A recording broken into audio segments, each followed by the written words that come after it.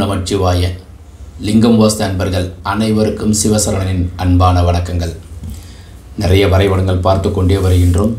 இன்றைக்கு மேற்க பார்த்து பெஸ்ட் 2BHK உள்ள அருமையான வரைபடம் 99 குழி சிம்ம மனை.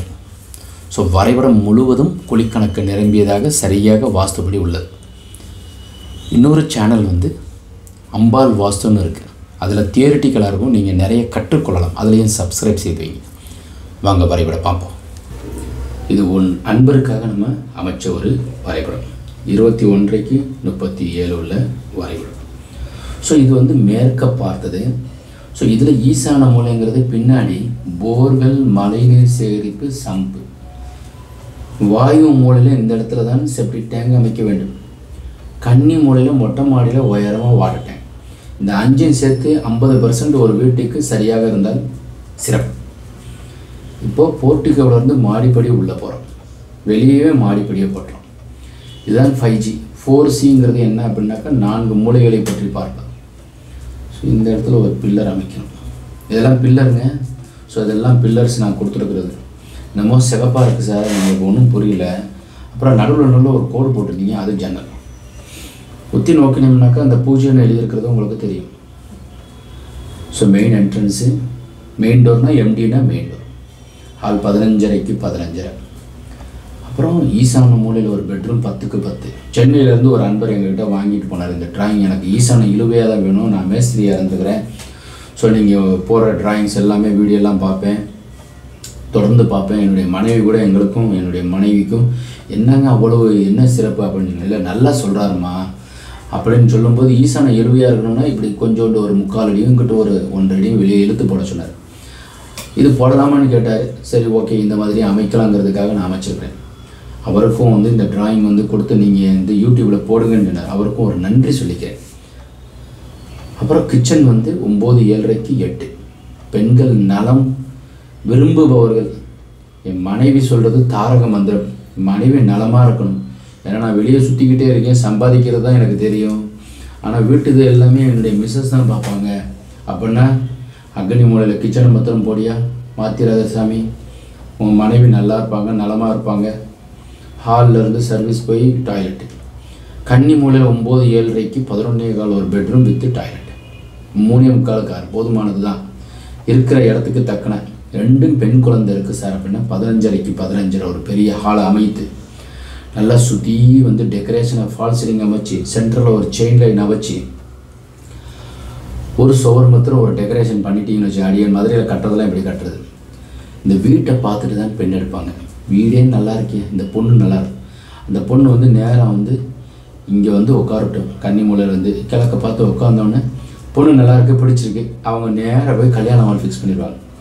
வீடு தான் உங்களை வாழ வைக்கும், இடத்தை வாங்கவே முடியாது, நிலம் தான் உங்களை வாங்கும். மேற்கு பார்த்துருக்கு சார், எப்படி சார் நல்லா இருப்பீங்க. சனியினுடைய ஆதிக்கம் ஆரோக்கியத்தை கொடுக்கும். 7:30 நான் பிறந்துட்டேன் சார். சனி சந்திரன் சேர்ந்துருந்தால் 7:30 தான் பிறப்பீங்க. 7:30 பிறக்கலாமா சார்? பிறந்துட்டீங்க, மேற்கு திசை வச்சு வீடு கட்டிட்டீங்க. யோகம் மட்டும் வரும், அவயோகமே வராது. அதனால் தாராளமாக எனக்கு சார் நிறைய பேர் சொல்லுவாங்க, வீட்டு பிளான் இப்படி ஆரம்பிக்கிறது, இப்படி கோடை போட்டு அடியன் தான் வரைபடம் எப்போவுமே அமைக்கிறது. எங்ககிட்ட இருக்கிற ஸ்டாஃப் தான் சிஸ்டத்தில் போடுவாங்க. வரைபடம் இப்படி தொட்ட உடனே அவங்க சொல்லுவாங்க, சார் முதல் பின்வாசலை வச்சுருங்க சார். ஏன் ஒரு நல்லது கெட்டது போயிட்டு அந்த வழியாக வரணும். ஏன் நல்லது தான் வரும், கெட்டது வராதுன்னு சிந்திக்க வேண்டியதானே. எப்போவுமே ஆரம்பிக்கும் போதே நல்லதும் கெட்டதும் வரும்னு சொல்லிட்டு பின்வாசல் வைங்க. ஏன் நம்ம ஏன் இப்படி சிந்திக்கணும், பாசிட்டிவாகவே சிந்திப்போமே. சரியாக வரைபடம் வச்சுட்டோம். குழி கணக்கு 99 குழி, 11 பொருத்தத்தில் 9 பொருத்தம், வயது 73, கேது அங்கீசம், சகல நன்மை, சிம்ம மனை, அரசு உத்தியோகம். உங்களை யாரோ ஒருத்தவங்க திட்டிக்கிட்டே இருக்காங்க, வேலையே பார்க்க முடியல. பெரிய போஸ்ட்டில் இருக்கிறவங்க எப்போவுமே டீஸ் பண்ணுறாங்க. நான் காவல்துறையில் இருக்கிறேன், மேலதிகாரிகள் என்னை இப்படிலாம் பண்ணுறாங்க. 99 குழி வச்சு சிம்ம மனை கட்டுங்க. திடீர்னு உங்களுக்கு பதவி பிரமாணமோ இல்லைனாக்கா வேறொரு ஊருக்கோ மாற்றம் செஞ்சுருவாங்க. திடீர்னு தெரியாமல் டைப் பண்ணி சொந்த ஊருக்கே கொடுத்துருவாங்க. அப்போ மனைவி குழந்தைகளோட எல்லாருமே சரியமாக இருக்கிறதுக்கு உண்டான அமைப்பு இந்த 99 குழி. நலமாக இருப்பீங்க.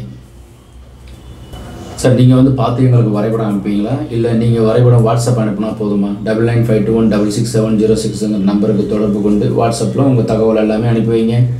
நீங்கள் வரைபடம் அமைச்சிருந்தாலும் எப்போவுமே ஜாதகம் வேணும். அப்போ தான் குழி கணக்கு பார்க்குறதுக்கு ஏதுவாகும். 4 மூலையும் சரியாக இருக்காங்கிறதுக்கு வந்து நீங்கள் உங்கள் இன்ஜினியர் போட்டதை அப்படியே பிடிஎஃப் ஃபைலாக அனுப்புங்க, உள்ளளவு வெளியளவு. இதே மாதிரி யூடியூப்லேயே பேசுகிற மாதிரியே உங்களுக்கு பேசி உங்களுக்கு அனுப்பி வைக்கப்படும். இந்த கோயில் தான் உங்களுக்கு சிறப்பு. வாங்க பார்ப்போம். சார், இப்போ வந்து நீங்கள் ராசியெல்லாம் சொல்கிறீங்க, 7 நடக்கிறது. இப்போ வந்து மேற்குக்கு வந்து மிதுனம், துலாம், கும்பத்திற்கு வந்து யோகம், 8, 17, 26ஆம் தேதி பிறந்தவர்களுக்கு யோகம் இப்படிலாம் சொல்கிறீங்க. ஸோ 7 நடக்குது, இல்லை அந்த கோயிலுக்கெல்லாம் போக முடியல. இன்னும் சரியாக மேற்குக்கு உண்டான திசையில் இருக்கிறவங்க எந்த கோயில் போயிட்டு வந்தாலும் சிறப்பு. மேற்குக்கு உண்டானவர் வந்து சனி பகவான், திருவாதவூர், வாதபுரீஸ்வரர், வாதத்தை நீக்குபவர். வாதபுரீஸ்வரர் தான் திருவாதவூர். சனி பகவானுக்கே வந்து வாத கோளாறு வந்து எம்பெருமான் சிவபெருமானுக்கு நல்லெண்ணெயை அபிஷேகம் பண்ணி அந்த எண்ணெயை எடுத்து காலில் தேய்ச்சி அதுக்கப்புறம் தான் சரியானது தான் வந்து இந்த வாதபுரீஸ்வரர். மாணிக்கவாசகர் பிறந்த ஊர். வாய்ப்பு இருக்கிறவங்க கண்டிப்பாக பக்கத்தில் இருந்தாலும் சரி, எட்டத்தில் இருந்தாலும் சரி. வாத நோய் வந்துருச்சு சார், நாங்கள் வந்து என்ன பண்ணுறதுனே எங்களுக்கு ஒன்றுமே புரியலை, எக்கச்சக்கமாக நாங்கள் கஷ்டப்பட்டுட்ருக்குறோம். நேராக நீங்கள் வந்து ஒரு நல்லெண்ணெயை எடுத்துகிட்டு கரெக்டாக வந்து மத்தியானம் உச்சிக்கால பூஜையில் வந்து நல்லெண்ணெய் அபிஷேகம் பண்ணுவாங்க. அதிகமாக வந்து சனிக்கிழமை அன்றைக்கி கண்டிப்பாக பண்ணுவாங்க.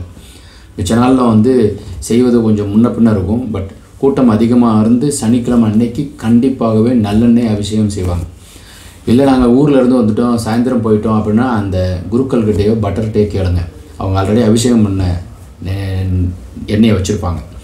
உங்கள் அம்மாவுக்கோ அப்பாவுக்கோ இல்லை மனைவிக்கோ இல்லை யாராச்சும் ஒருத்தவங்களுக்கு முடியாமல் கால்வலி இருந்தாக்கா கண்டிப்பாக வாதபுரீஸ்வரருடைய சிவபெருமானை நினச்சி நீங்கள் வந்து அந்த எண்ணெயை வந்து தேய்ச்சிட்டோம்னாக்கா நிச்சயமாக அந்த கோவில் பிரம்மாண்டமாக இருக்கும்.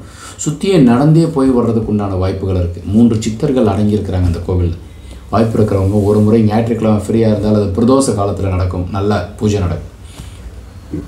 போயிட்டு வந்தோம் ஆனால் வீடு நலமாக சரியாக கட்டுவதற்குண்டான வாய்ப்பு இருக்குது. இந்த தகவல் உங்களுக்கு பிடித்திருந்தால் லைக், ஷேர், கமெண்ட் செக்ஷனில் இந்த கோவிலோ அல்லது வேறொரு கோவிலோ நீங்கள் பதிவு பண்ணுங்கள். வாஸ்துபடி உள்ள வீட்டில் வசிப்போம், வளமுடன் வாழ்வோம். மீண்டும் நாளை ஒரு அருமையான தகவலுடன் சந்திக்கின்றேன். வணக்கம்.